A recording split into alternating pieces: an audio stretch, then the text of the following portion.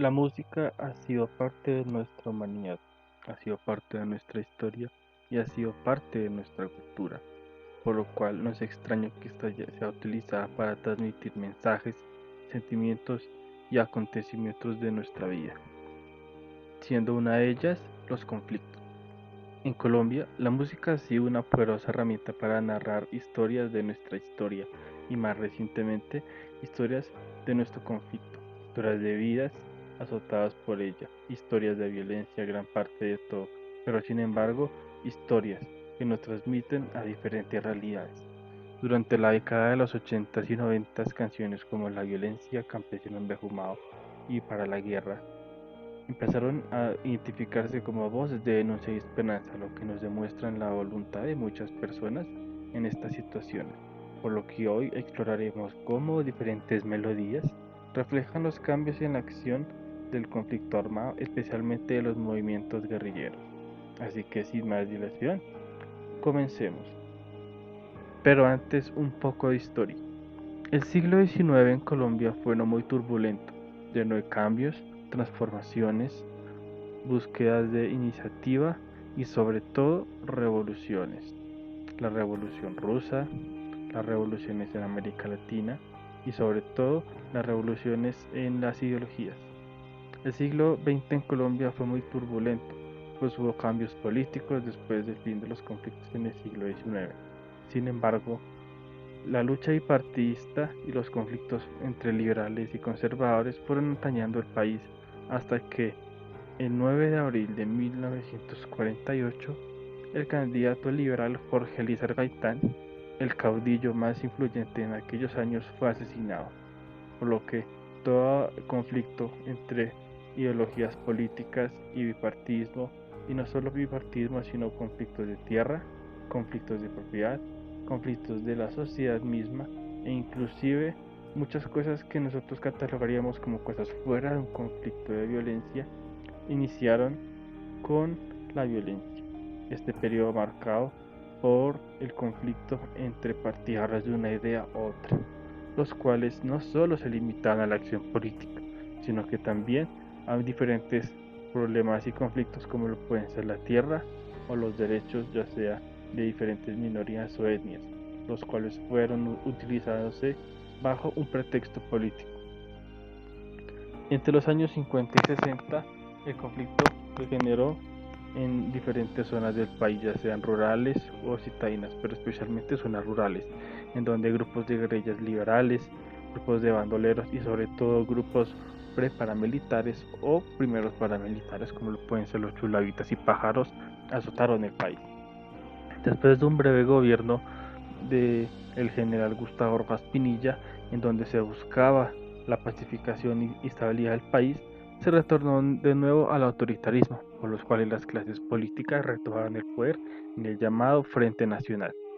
Con todo esto y con las experiencias de acontecimientos externos como lo fueron la Segunda Guerra Mundial y la Revolución Cubana,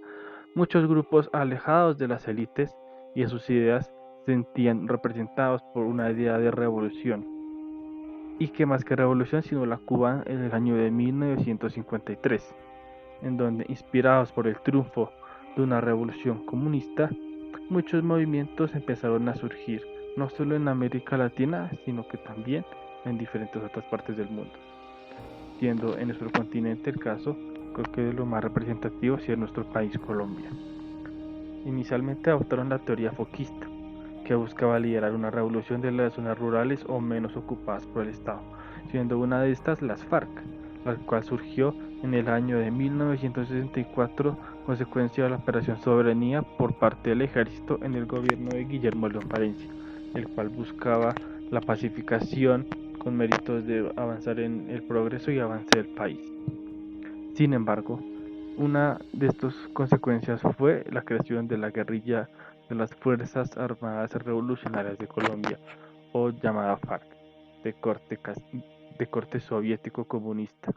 la cual buscaba el desarrollo del mismo modelo revolucionario que el cubano. Y en ese mismo año nacería el Ejército de Liberación Nacional, de modelo castrista, y tiempo después, con el apoyo de Camilo Dorra Restrepo, de corte religioso con el uso de la teología de la liberación. El conflicto armado empezó a escalar de poco a poco, donde muchas de las sociedades del país empezaron a verse afectadas, principalmente las ubicadas en las zonas más aledañas y alejadas de los núcleos de poder político, social y económico,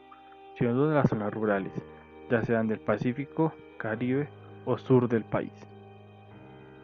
En 1982, la séptima conferencia de las FARC marcó un punto crucial, puesto que, como ya se comentó, las guerrillas empezaron a tener un modelo de acción foquista, en donde actúan mediante la ocupación de lugares fuera del amparo del Estado o fuera de la importancia del Estado. Muchas de estas eran en extorsiones, muchas eran en vacunas, pero sin embargo con esta conferencia y con las otras guerrillas se cambió el modelo, por lo cual ahora pasa desde un modelo defensivo a un modelo ofensivo, en donde ya primeramente la acción contra el Estado colombiano y sus fuerzas armadas empezó a ser más cruenta, por lo que cual la población civil se vio muy afectada, puesto que los desplazamientos, los asesinatos, los secuestros, los reclutamientos forzados y más delitos empezaron a verse más frecuentes. Además de abandonar el modelo foquista, se generaron alianzas y ofensivas políticas, por lo que este cambio transformó la dinámica del conflicto, intensificando su impacto en las zonas rurales. Antes de esto ya habían otros grupos guerrilleros como el EPL y en el 70 con el fraude electoral a Gustavo Rojas Pinilla, sí, aquel que había entrado como dictador en el 53 y que había tenido un régimen autoritario y que por consecuente la violencia desmenó, se creó el movimiento 19 de abril, de tinte de izquierdista y nacionalista, el cual fuera el término foquista, empezó a tener un enfoque mucho más urbano, actuando en los núcleos urbanos, actuando en las zonas de barrios y teniendo una actividad mucho más activa. Las FARC intentaron un acercamiento con el Estado colombiano en los años 80 con la fundación de la Unión Patriótica y los primeros diálogos de paz. Sin embargo, la UP, en sus siglas de Unión Patriótica, enfrentó una persecución brutal, con miles de sus miembros asesinados. Este fracaso y el asesinato de estos miembros reforzó la idea de que el cambio armado era la única posibilidad, por lo que la acción armada en contra del Estado y en consecuencia en la vida de la población de las zonas rurales continuó siendo intensificada. Sin embargo, el M-19 optó por un cambio diferente, entrando con diálogos de paz. No obstante, hechos como la toma del Palacio de Justicia y los diferentes asesinatos por parte de carteles de narcotráfico como el cartel de Medellín de Pablo Escobar fueron teniendo muchos lastres para la búsqueda de paz. Pero al final se pudo demostrar que la paz era posible, aunque no se hizo un desafío. Y aquí es como entramos a la música. La música ha sido un elemento fundamental en nuestro conflicto, no solo porque nos transmite los mensajes, nos transmite historia, sino que nos transmite los sentimientos y vivires de una población excluida, de una población falta de representación para la época y sobre todo de nuevas identidades. La canción Violencia de Leonor González fue compuesta por José de Barros. Esta canción denuncia la violencia en el país, siendo interpretada por la llamada La Negra Grande de Colombia, la cual se convertiría en un icono de resistencia durante los procesos de paz. Un ejemplo de esto fue su canción, puesta durante la firma del pacto o el acuerdo de paz con las FARC en el 2016. El estilo es de género de bambuco y bolero, con una interpretación profundamente emotiva, recordando las raíces raizales y palenqueras que tiene la cantautora. Incluye un fragmento en donde se demuestra el impacto del conflicto, especialmente en las zonas del Pacífico colombiano, una zona directamente excluida y sin importancia para el Estado colombiano durante muchos años y lamentablemente durante nuestra actualidad.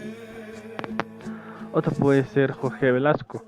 un compositor y músico que a muchos les recordará muy familiar porque sí, es uno de los principales exponentes del género de la carranga, de la tipo no contribuyación, en su canción del campesino embejumado. Esta es una canción adaptada